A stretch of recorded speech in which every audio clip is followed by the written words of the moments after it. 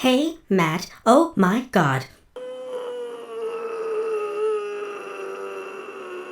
What are you doing? I'm trying to ink. I discovered Squidlit by randomly looking into the more like this section of another game's page on Steam.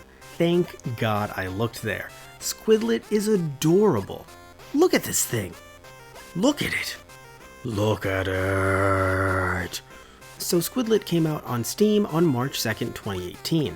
You take on the role of a Squidlit and you have to save the entire kingdom from Squid Squad. I'm sorry, actually, I don't want to get locked up again. The God Emperor Squid Squad. It was made by an extremely small team. Literally 2 people.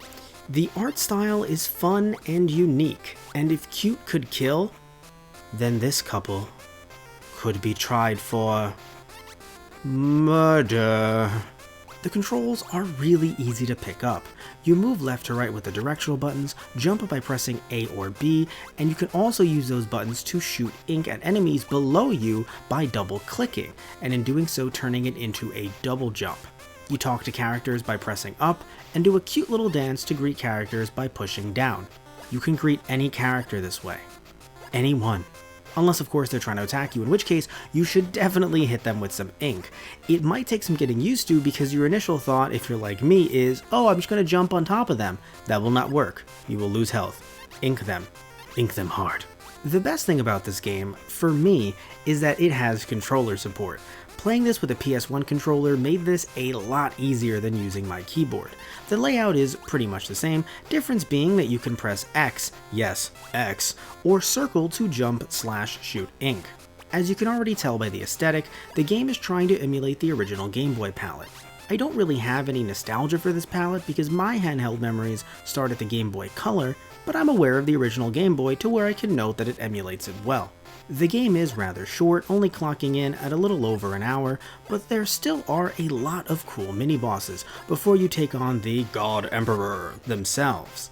Heck, one of them even turns the game into a shoot-'em-up, which was definitely a welcome surprise. There are also some puzzle aspects to the game.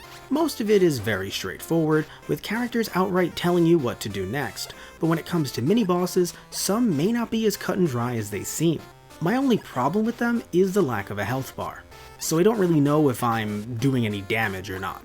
Don't get me wrong, I don't have a problem with the mini-bosses upping the general difficulty because really, it's not that hard to get a hang of the general game. The humor in the game might not be for everybody.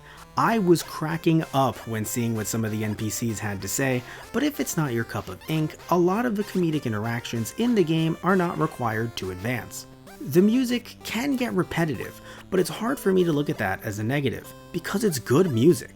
And the shorter length of the game actually works in its favor. When it comes to character designs, I enjoy how every Squidlit does seem to have something that really distinguishes them. The enemies are cool, but they don't really seem to blend into this world. Maybe it's because there isn't a manual or much world building in this game, but why are there cranes in some parts? I'm assuming it's because the God Emperor wants to capture the Squidlits, but it makes more sense in their castle. And it's a bit hard to make out what some of the enemies even are. Also, with the cranes comes a game-breaking glitch.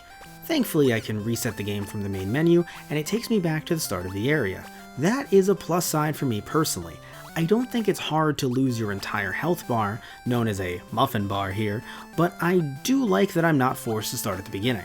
All in all, this game was definitely fun, even if I didn't get to have a lot of time in this world. It was definitely too short, but when their asking price was $2, I'm not complaining. Although there is one thing I want to bring up. On Squidlit Inc.'s website, they call the game a quote-unquote proof of concept. I disagree. When this is up on Steam, and it has a price attached to it, it's a game, and that's okay. Either way, if you liked it like I did, or like what you see, the team is working on a sequel called Super Squidlit. I know I'll be playing it. I give this game 4 out of 5 Squidlits in a hole. Why'd you come over here anyway? I was going to ask what your thoughts are on the American educational system, but it looks like I already got my answer.